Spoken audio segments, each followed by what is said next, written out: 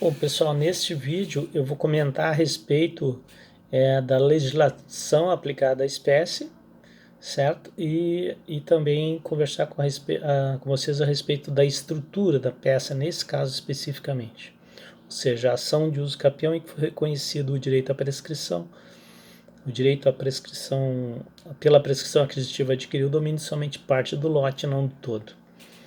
Sobre o cabimento, galera, está lá no artigo 105 da Constituição Federal, do inciso 3, letra A, B e C. Nesse caso específico, galera, a gente vai utilizar somente a letra A, que diz: compete ao STJ julgar em recurso especial as causas decididas em única instância pelos tribunais regionais federais, estaduais, Distrito Federal e Território, quando a decisão recorrida contrariar tratado ou lei federal ou negar-lhes vigência.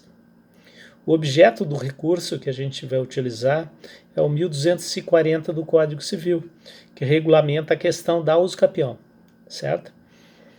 Quando diz ali, compete julgar em recurso especial as causas decididas em única ou última instância, significa dizer que tem causas que a competência originária é direta no tribunal. Então, quando a causa é interposta direto no tribunal, se diz que não houve a tramitação aquela de primeiro grau, depois foi para o segundo grau mediante recurso. Quando se fala em última instância, significa dizer que não havia mais como recorrer. Não tinha outro recurso, outro órgão que pudesse modificar aquela decisão. Tá certo? Então vocês têm que tomar o cuidado que quando se tratar de uma decisão monocrática, ou seja, somente um desembargador, que é o relator, decidir a causa, daquelas decisões ali do 932 do CPC, aí o que cabe é o agravo interno e não o recurso especial. Então o recurso especial vai caber sempre de uma decisão coletiva e nunca uma decisão monocrática, para daí o que cabe é o agravo interno.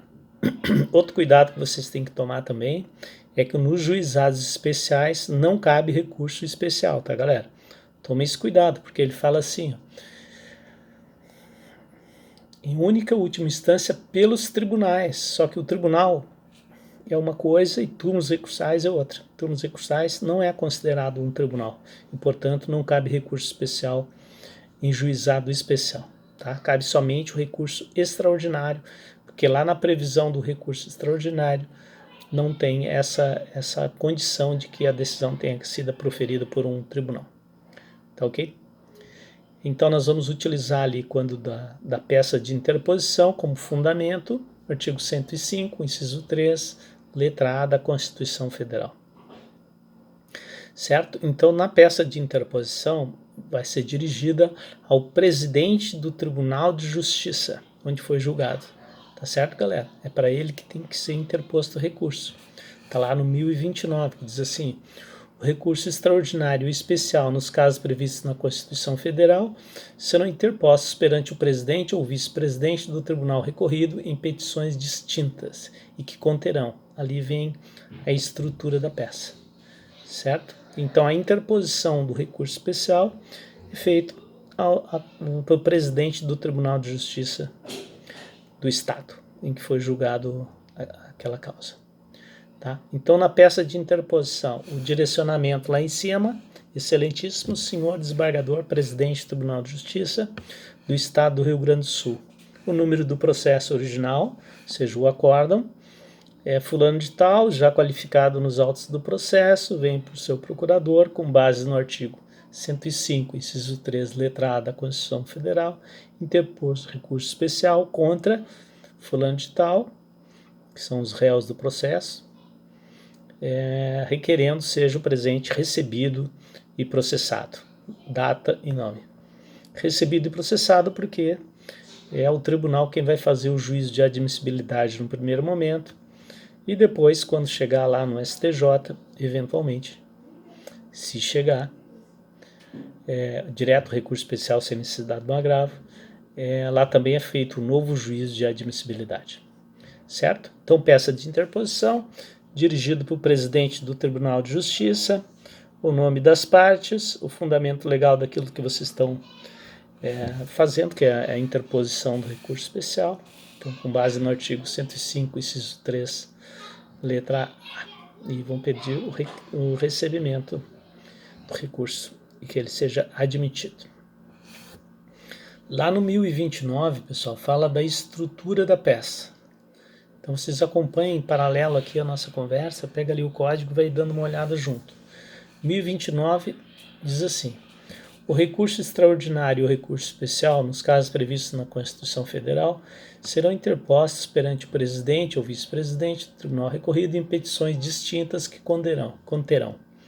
Petições distintas, ele fala porque de uma mesma situação poderá ser interpostos 2 recursos ao mesmo tempo, só que serão em petições distintas. Então, se no mesmo processo se discutir eventualmente contrariedade à lei, por exemplo, e contrariedade à Constituição Federal, eventualmente vocês podem interpor os 2 recursos ao mesmo tempo. Claro que a tramitação primeiro tramita o especial, depois o extraordinário. Aí é um pouco complexo, a gente teria que ver o procedimento, mas nada impede que vocês façam a interposição do recurso especial e extraordinário em peças distintas. O que diz o inciso 1º? Diz assim: a exposição do fato e do direito. Inciso 2. A demonstração do cabimento do recurso interposto. As razões do pedido de reforma ou invalidação da decisão recorrida. Pessoal, a estrutura em si do recurso especial não é muito diferente de um recurso de apelação, por exemplo, porque a estrutura é basicamente a mesma, né?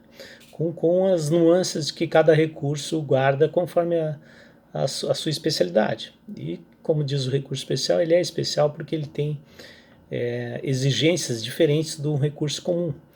Por exemplo, a apelação, os requisitos para que seja recebida a apelação são bem tranquilos, assim, né? Tendo interesse, tendo advogado, paga as custas e vai embora. O recurso especial é bem mais difícil de conseguir fazer subir esse recurso. Então, lá em cima vai então, né, para onde é dirigido, Superior Tribunal de Justiça, recorrente, quem é que está recorrendo, recorrido, processo de origem, as razões recursais. Essa peça ela é dirigida aos ministros, tá, galera? Então, juiz primeiro grau, desembargador segundo grau, STJ, STF, ministro.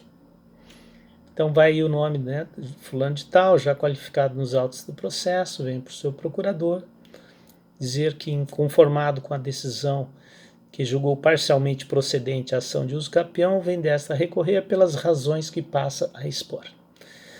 Feito isso, nós vamos fazer a síntese da demanda. Eu sei que o colega lá colocou a síntese da demanda depois da tempestividade de cabimento. Eu costumo colocar primeiro a síntese e depois o restante. E dentro da síntese já mencionar os requisitos da tempestividade, por exemplo, e o cabimento que vem abaixo. Mas é questão de estrutura. Importante mesmo é que o cabimento seja depois da síntese. Mas se vocês vão falar de requisitos, falem tudo num capítulo só. Então a síntese da demanda é aquilo que aconteceu. O que aconteceu de principal no processo? Então vocês vão falar, né, que foi o recorrente, proposição de uso capião, sendo que por ocasião do julgamento foi reconhecido somente parte do imóvel, sob o fundamento de que... E aí fazer a narrativa histórica do que vinha acontecendo. Proposição, houve a sentença, como é que foi a sentença, interposto o recurso, sobreveio a decisão do Tribunal de Justiça e que no acórdão foi no sentido de manter a sentença sob o fundamento de que blá blá blá, ou sob os mesmos fundamentos utilizados por ocasião da sentença. Certo? Depois vocês vão partir para a admissibilidade recursal. Então, o cabimento, tempestividade, a questão do preparo e aqueles requisitos também que são necessários para todo o recurso e a questão do pré-questionamento. Então, do cabimento, conforme se vê, Só fazer um parênteses aqui, pessoal, o cabimento vocês vão ter que tomar um tempo forte assim para se dedicar nessa peça, porque efetivamente, galera, ela é muito importante, porque 90% dos recursos especiais não sobem, sempre acho alguma razão, alguma falha técnica na peça para que não fazer subir. Então vocês vão ter que apontar qual é o artigo, afinal de contas, né? Já que o cabimento fala lá, quando contrariar tratado ou lei federal, negar-lhes vigência, vocês vão ter que dizer por que essa decisão, afinal de contas, ela contrariou a Constituição Federal, porque contrariou a lei federal que está prevista na Constituição Federal. Então, vocês vão ter que demonstrar isso. Então, vocês vão fazer conforme antes referido, e aí fazer os breve argumentação que vocês fizeram na inicial, ocorre que por ocasião do julgamento e também do julgamento do acórdão, entendeu por bem que não poderia ser aplicado 1240 na íntegra, declarando o uso capião de todo o imóvel sob o fundamento de que a parte do imóvel era um comércio e, portanto, não cabia uso capião. Porém, tal entendimento contraria expressamente o artigo 1240 do Código Civil, que estabelece condições diferentes do utilizados pelo juiz para regulamentar tal matéria. Portanto, essa decisão, conforme abaixo será explanado, efetivamente contraria lei federal. Entenderam? Então vocês têm que dizer explicitamente qual foi o artigo de lei que foi contrariado e que vocês querem modificar, que no caso é o 1240 e também o 183 da Constituição Federal, que fala também da questão do uso capião especial urbano. Então, falou do cabimento, fez a argumentação, botei o artiguinho e faz sempre a conclusão, tá, galera? Sempre concluam o capítulo que vocês fizeram. Assim, cabível o recurso à hora interposta. Tempestividade. O acórdão foi publicado em data tal. O artigo tal estabelece que transcreve o artigo. Assim, tendo sido protocolizado na data de hoje, está sendo feito dentro dos 15 dias previstos em lei e, portanto, tempestivo. Se a pessoa tem gratuidade judiciária, tu vai botar do preparo, conforme se vê de folhas tais, o recorrente é beneficiário da gratuidade judiciária em razão pela qual deixa de juntar o preparo. Se ele não tiver gratuidade judiciária, simplesmente vocês vão dizer, conforme consta do processo, foi juntada a guia de pagamento do preparo e, portanto, preenchido também este requisito. Ademais, o processo está regular, as partes têm interesse, estão representadas por advogado, etc. E, portanto, estão presentes todos os requisitos para o recebimento do recurso. Do pré-questionamento. O que é pré-questionamento, galera? É o que foi questionado antes. Ou seja, este artigo de lei, ele foi questionado, ele foi debatido, ele foi utilizado no curso da demanda? Sim, e é isso que vocês têm que dizer, que a matéria foi pré-questionada, inclusive o artigo 183 da Constituição Federal e o artigo 1240, que estão sendo objeto de recurso e que, portanto, a matéria foi pré-questionada. Tá? Então, feita a questão da admissibilidade recursal, nós vamos partir então para a questão de mérito. No mérito ali a gente vai tratar de direito material, certo? Porque não existe, no caso que a gente viu, nenhuma situação no sentido de que alguma questão processual houve algum problema, alguma nulidade, enfim. Se tivesse alguma nulidade processual, aí vocês teriam que fazer antes disso, tá, galera? Antes de discutir o mérito. Aí criar um capítulo lá, por exemplo, do cerceamento de defesa. Aí criar um capítulo possivelmente anular essa decisão. Mas não é o caso aqui, não foi ventilado nenhuma dessas hipóteses, então é a questão efetivamente de interpretar se esse artigo 1240, em sendo um terreno que parte a comércio utilizado para a família, seria um óbice para o reconhecimento da uso capião ou não. Certo? Então, assim, no mérito. Vamos fazer uma breve síntese do que já foi dito. Né? Conforme se vê, o acórdão entendeu por bem deferir em parte a pretensão do recorrente, no sentido de que somente parte do uso capião seria deferido, porque uma parte do imóvel era para comércio e não para fins de moradia. A matéria é bem restrita, galera. Eu vou mandar o acórdão para vocês darem uma lida também, que é bem interessante, eu achei muito interessante também. Então, tem algumas questões ali que são incontroversas e que eu mencionei ali no caso. Ou seja, que efetivamente eles tinham posse mansa, pacífica e ininterrupta desse imóvel, isso está bem tranquilo, e vocês podem reafirmar isso aí, né? Conforme se vê, o próprio juiz reconheceu, apenas o não reconhecimento foi pela questão de ser comércio ou moradia. Então, a questão da prova é bem tranquila nesse sentido, eles não vão ter que fazer reanálise de prova, sim da interpretação da lei. Então, a parte que vocês vão argumentar e que é importante, e que vocês vão ter que ler a respeito antes para poder fazer essa argumentação, é a interpretação do 1240. Pode ou não pode? Usucapiária, que é para fins de comércio, nessas circunstâncias, ou seja, é uma família que mora ali e que tem um pequeno comércio que eles utilizam para o seu sustento.